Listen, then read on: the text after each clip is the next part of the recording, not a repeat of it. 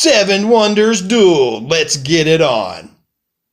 Hey guys, welcome to Seven Wonders Duel. Kind of a little setup and show you how it's going on here. Let me tell you, what you do is you take your beautiful board, which has your military track and your science progress tokens that go up top of there. You take your little military pawn and you put it right in the center there. You're probably going to shuffle these guys up, which are your military tokens randomly, and you're just going to like throw them up here, 5 of them, and the rest will be in a side pile. If you're nice, you can even spin them around like this. So, you know, I find when I play this game, I try to sit both of the players on the same side of the table, since when you play, the drafting mechanism of the cards will be right in the area that everybody can see. Now, good thing to do would be maybe take your coins. There's some 1 coins. Some people like to make nice stacks. Some people just like to throw them there. There's your 3 coins. They just, you know, make a little pile of them. And take your 6-point coins. Well, they're not really 6-point coins. They're just worth 6. Every 3 coins at the end of the game is worth 1 victory point, which is helpful. Also on your military track, you'll see a 5 and a 2. And you place those here and here for the 2. One's a little bit smaller, the 2's a little bit smaller. And as a military pawn advances, you will be able to break coins from your opponent, how it specifies on there as you remove them. So that's nice. Okay. And now what you're also going to do is you're probably going to enter like a draft. Oh, by the way, since we got the coins, each player starts with 7 money. You know, I like to start with a 6 and a 1 because it makes me feel like I'm, you know, got some real money. And this person here will just start with, you know, 2 3s and whatever here for their money. And they'll keep it off to their side of the board or wherever in their play area. And now we got the wonders. What you do with this is you just shuffle them all up. You randomly determine a player 1, and then you put 4 wonders out there. What happens is the first player is going to select, hey, I'll take that wonder. So, okay, that's yours. And the other one gets to choose 2. They'll take these 2, and so those will be their 2 wonders over here. And this will be that last wonder. And then you'll take 4 more. There's actually 12 wonders in total, but you only play with 8 wonders. But it's called 7 Wonders Duel, right? So, as we all know, you will only be able to construct 7 wonders total. So if somebody constructs 4 from one player, the unused ones, of course, just return to the box or wherever you will. Sometimes I just like, you know, throw them into the corner. That doesn't matter. That just hit a chair. Don't worry. No other players or viewers were harmed at this time. So now this player over here will get first choice. They'll take this one maybe. This player will take this one. Oh, and I love the mausoleum. That's just that can be a great game changer. That card lets you, when you build this, go through the discard pile and grab a card that could be very valuable. And then this person is kind of just stuck with this last one, but they're still a wonder. They have great abilities, all of them. Okay, now we get to the part of the game, which is the fun part of the game. You have your little reminder card here of card structure on each age 1, 2, and 3. And this is how you will build your cards in front of you. The cards that are designated white in this picture will be face up. And then on top of them, like you'll put 2 face up, 3 face down, 4 face up, 5 face down, and then 6 face up. And then you'll move into the drafting portion of the game. So you find the cards that say age 1, 1, 1, 1. I don't know why it calls it echo. It's just, I hope my throat's not that deep. So normally you shuffle the cards up, something like this, and then you remove 3 randomly. But what I usually do is, when you get done putting them out, you're going to have 3 left over in your hand anyway, and the bottom's random as anything. So I just put them aside or throw them away like I did the other the other wonders card. So we're going to go with the 2 face up like this. But your resource cards, 3 will go face down, 4 will go face up. And these cards are important. You have to put them in here like this because you're blocking off the cards in front of it. Sorry, these cards are still very new. I don't even have sleeves. I guess I've just been taking care of them. Oh, sorry, I'm not allowed to peek at that. Disqualified in tournament play. You are disqualified, sir. I said disqualified. Okay, I'm just taking my game and going home, whatever. So then you got 5 face down, and then like on the, as the card describes, you put the last 6 face up like this. Do-do, and a pretty face. Do-do-do-do-do. Sorry, I can't sing a lick, but I'll still sing to myself driving down the road. So which leaves us with 3, and you can just return those to the box or to the random chair across the room you sling it at. So let's just kind of check it up. Okay, yeah, I got the pattern, looks right here. And then each age, you'll notice you'll do a different setup after you're done with the first drafting round. And age 2, you'll use this setup, which is this one in reverse. And the last one's a little more tricky. It uses 2, 4, and then, 2, 3 down, 4 face up, 2 down, but they're in specific locations, which makes a difference because that middle section doesn't have a card like a lot of them do connecting, then 3 down and then 2 up for age 3. All right, so this game is pretty simple once you determine who player 1 was, and I believe we determined that guy was. He would look at all the things and he'd say, hey, I want this card here because it produces a brick. But if there's something right here, then that means that's how much this card costs. So this player would, like, for example, pay 1 coin to the bank, and then he'd put that over in his tableau somewhere. So he would know now when he goes to buy or build or whatever you call it, construct a building, all these cards are considered buildings, except for, and all these cards to the side are considered wonders. So yeah, pitch that coin right back there, and then like another person goes and they're like, I wonder what this mystery card is. I don't really want any of these. Well, you can't grab this card until you have this one drafted. But the bad thing is, if you decide to pay the 3 coins to get this commerce building, because it's yellow, I always think they look more gold to me.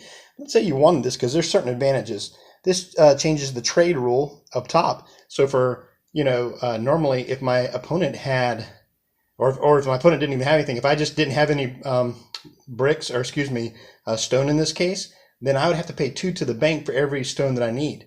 But this says no matter what, I have to pay only 1 no matter what the cost. Even if my opponent has some and normally it jacks up the cost, I'm just paying 1 per stone, period, with this one that I need to purchase. If I have one that produces a free stone anyway, then I get those up to however many that I have, and then anything after that, I just pay 1. So it's pretty nice. And also, when you choose to do a third action, which you could, let's just say they take that. Now this card is revealed. And now, of course, in a revealed card, because there's nothing holding it down, pinned in by 2, then this is available to be able to construct. And a lot of these buildings, let's say he just decides to take this player 1, has 3 victory points. It has a chain effect, so later on in the game, you might see a symbol over here that has a moon, and if you do, these 2 things will be connected. This is the altar, and so it will connect with another card down the road that will be, normally you'd have to pay some money, but it would also give you a thing that says, hey, if you have the moon symbol, you get that for free. So you're actually paying it because you already have the altar. Plus it's instant 3 victory points right there. The other ability I was wanting to remind you on the commerce buildings is the next option. So he's like, you know what? I don't want to go military, and I could use glass. I really like this commerce building, but I don't want my opponent to have it. This one actually would be pretty smart. He'd probably just take that for 4. But let's say he didn't want it because he'd get 4 gold instantly, and this would give him 2 commerce buildings. I mean, he would probably take that. But let's say it was his turn again, and let's say this guy drafts this and pays a coin to the bank, and now you have a science card. Well, this player has 2 commerce buildings. So normally one of the options you can do during the game is like, oh, you know what? I just want to discard this card, and I can get 2 coins. But by discarding a card from the game, you get to add an additional coin for each yellow building that you have, commerce building. So instead, this player would gain 4 coins. So that can easily ramp up money. I've played a game where I've almost broken the bank early on. So what I've done is, when I play my games now, I will, like these coins, all of them are have the numerical value on one side and just a regular symbol on the other. So if I start to run out of a certain type of coin, if you need more additional coins, I just, when I play my games, I just flip it over and count double the amount. So for instance, let's say there's no more 6s, but I gain, 6 money, and then I would just flip this over to gain my extra 6 money because that's now 12, and then take any other coins or change it out necessarily. And all the coins are like that. So even if you went that far, you'd have the 3 coins and the 1 coins are both the same way with the numbers on one side. So it's not a bad idea just to play with all your numbers straight up if you're having a money issue. Just so you can clarify. But usually not both players will have it. Although I did have one game where people were ramping money so quickly that you couldn't even, keep up with it. So anyway, you'll continue this until all the cards are drafted, Eventually all the cards will go one way or another and you'll be out. So That will end the first age. Now you also have the three actions you can take, of course, is constructing a building by taking the card and building it, discarding it for money. But the third thing you could have done is you can take the card and just use it to mark, like, I want to build this wonder. So on the wonders, you have the abilities here. Let me get a little focus on that for you. Maybe you could see it better.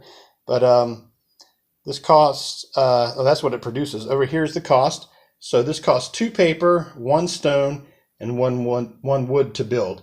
And so if you build this, you say, I'm building this wonder. So you slide your card underneath it, and no effect comes from that card. It's not considered discarding. It's its own ability for discarding wonders.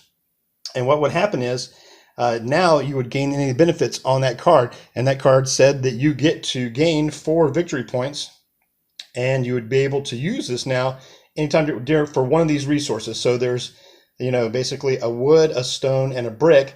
And during your turn, you could choose one of those resources each turn to be added to your resource pool to use, which is a nice ability. But like I said before, if one person builds all 4 wonders, then, they're done.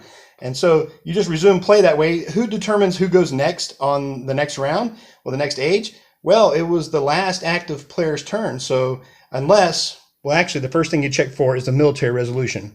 So whoever is basically got the pawn pushed closer to their capital, it would be that player's turn, or in this case over here, be that person's turn.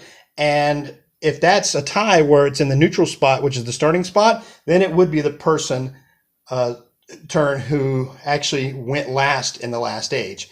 So it's pretty simple. And then you just build each age. You'd grab your new deck of cards, which are the 2 age cards here, and the same sort of thing. You would shuffle them up, deal them out according to the pattern shown here, and then you would can draft again. You would continue that into the 3rd age, would have these nice little purple cards. Now the nice thing about these is it also gives you a what am I thinking of? Oh, the guild cards. So you have these cool guild cards that are shuffled in. So at the beginning, instead of doing like the way I would do it, you would take 3 of these and remove them, and then shuffle 3 of these in randomly. And whether they go face up or face down is just random how it turns out.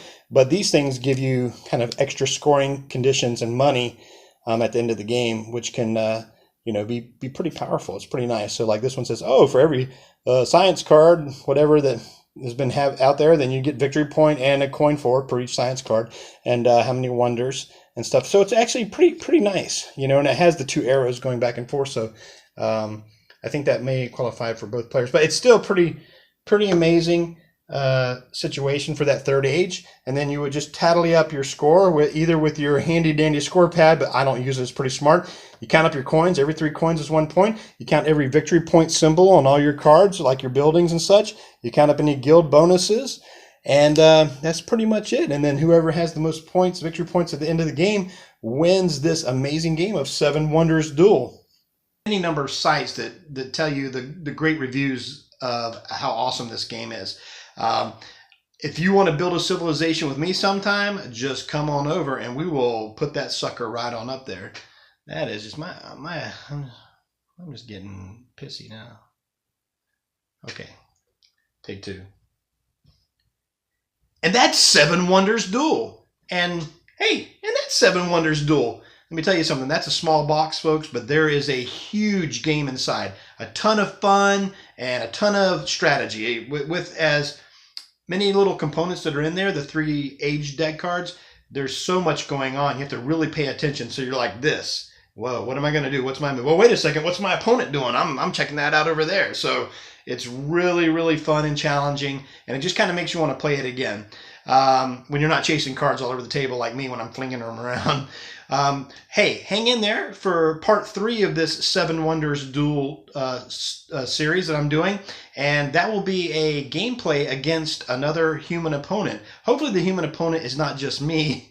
No, it shouldn't be. It'll be one of my friends. So if you guys want to play against me, if you want to be the human opponent, just leave your comments below. Maybe we live close enough we can try it out. If not, I'll grab one of my standby buddies. They're pretty good for most of the time. Sometimes I wonder about those guys. Thanks again for watching The Dice Matrix. I'm Eric Tarver, and until next time, keep the dice rolling.